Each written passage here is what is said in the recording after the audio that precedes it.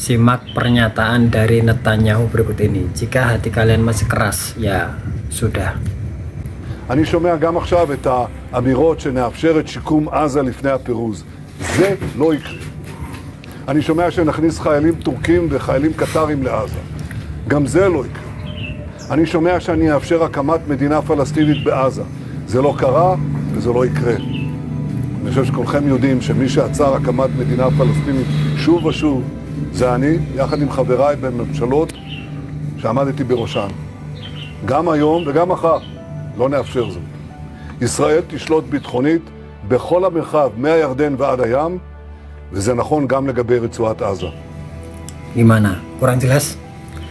Netanyahu tidak pernah dan tidak akan pernah mau mengakui Palestina sebagai negara. Dan ini adalah sikap politik mereka yang konsisten sejak awal. Jadi berhentilah berharap keadilan dari penjajah, keadilan dari pelaku penjajahan yang bahkan tidak mengakui keberadaan korban penjajahannya sendiri. Dan jika kita tarik garis sejarahnya secara jujur, Palestina itu bukan tanah kosong.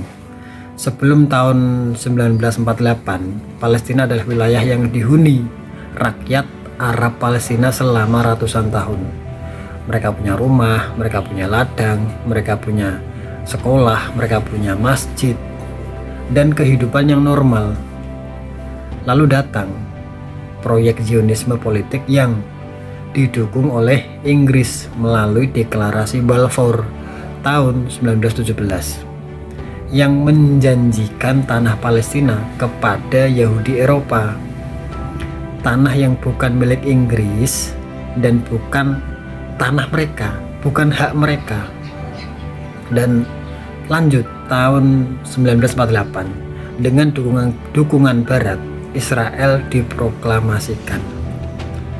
Apa yang terjadi?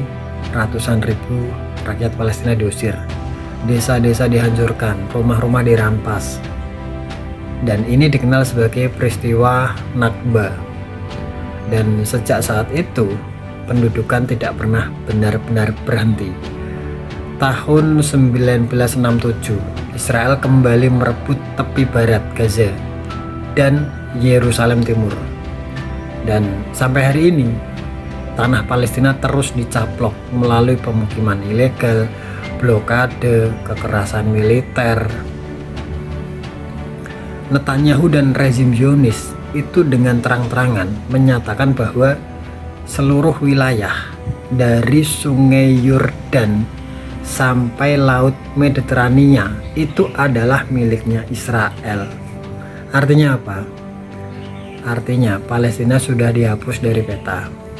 Tidak ada lagi negara Palestina, tidak ada lagi kedaulatan, dan tidak ada lagi hak untuk menentukan nasib sendiri. Lalu masih ada yang berani bicara akan menjamin hak-haknya Israel. Masih ada yang berharap perdamaian dari pelaku penjajahan yang setiap hari merudal anak-anak tak berdosa, membunuh orang-orang yang tak berdosa, menghancurkan rumah sakit, dan memblokade makanan serta obat-obatan. Masih ada yang menjamin hak-hak Israel dengan sebegitu brutalnya penjajahan yang terjadi. Iya, diam itu mungkin pilihan, tapi itu mungkin pilihan yang ya kalian berhak lah punya pilihan berat ya, tapi membela penjajah atas nama netralitas itu adalah pengkhianatan hati nurani. Dan Palestina tidak butuh kok belas kasihan dari kita.